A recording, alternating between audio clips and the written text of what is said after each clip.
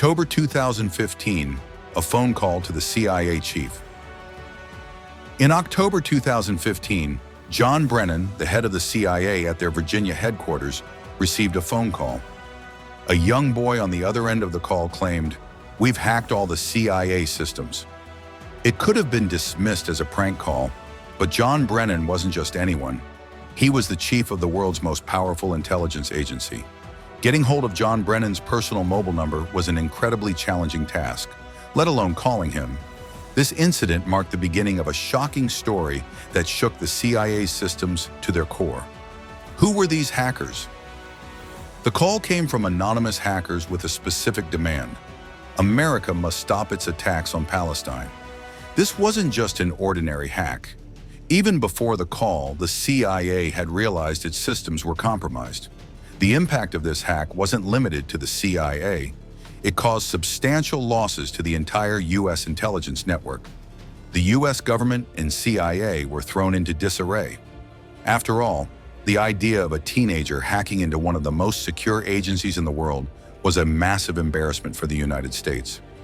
To give you an idea of how cautious the CIA is, inside its Virginia headquarters, even coffee cups in the canteen have no logos, ensuring no one can trace back to the agents. Yet despite these precautions, the CIA systems were hacked. Where did the call come from? Investigations revealed that the call originated from Leicester, England, made by a 15-year-old boy. He went by the alias Cracka and was the leader of a hacking community called Crackas With Attitude. But why did this boy hack the CIA? To understand this, we need to go back to 2008, the beginning of a hacker. In 2008, a boy in Virginia was passionate about video games. Obsessed with winning, he started modifying game programs to change the rules. He taught himself this skill entirely from the internet, learning from groups like Anonymous, a famous hacking collective at the time.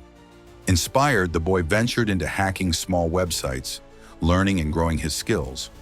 Eventually, he joined a group called AnonSec, known for politically motivated hacks. This group didn't just hack websites, they used botnets to spread viruses that gave them control over infected computers. Cracka's first success.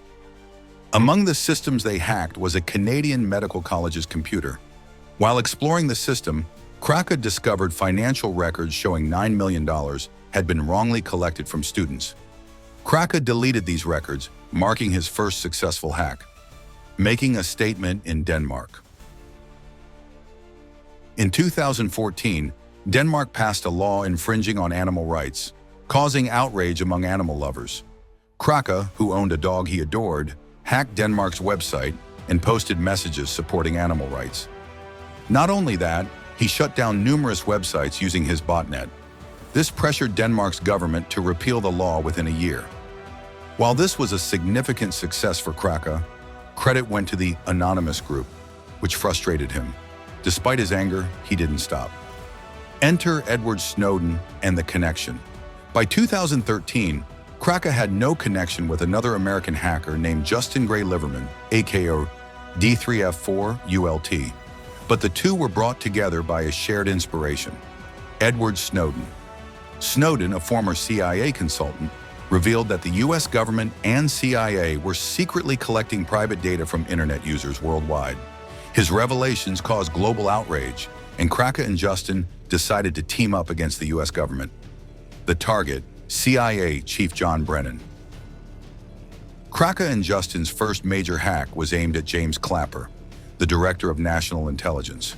They made Clapper's phone number publicly available. Emboldened by their success, they set their sights on CIA Director John Brennan. How they hacked John Brennan. Cracka found a publicly listed phone number connected to Brennan through Verizon, a US mobile operator. Posing as a Verizon employee, Cracka called the company, claiming technical issues and requesting access to the account. Having already hacked Brennan's verification PIN, Cracka tricked Verizon into sharing Brennan's account details, including his phone number, backup number, address, and the last 4 digits of his bank card. Next, Cracka targeted Brennan's email, hosted by AOL.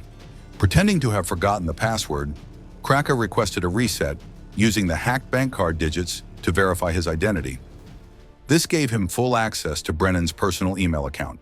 The fallout inside Brennan's email were critical and top-secret files, including CIA officer data, social security numbers, and confidential government directives. Once Brennan realized his account was hacked, he immediately locked it. But by then, Cracka had downloaded everything. Cracka began leaking official documents, creating chaos in the U.S. intelligence community. The CIA's reputation took a severe hit, and capturing the hackers became their top priority. The arrest. While Cracka was careful, Justin's slip-up led to their downfall. During a drunken conversation, Justin revealed Cracka's identity. Cracka, whose real name is Kane Gamble, and Justin were arrested soon after. Due to his age, Kane received a 2-year sentence, while Justin was sentenced to 5 years in prison. Today, both Kane and Justin have been released and now work in cybersecurity. What do you think? What are your thoughts on their actions? Let us know in the comments below.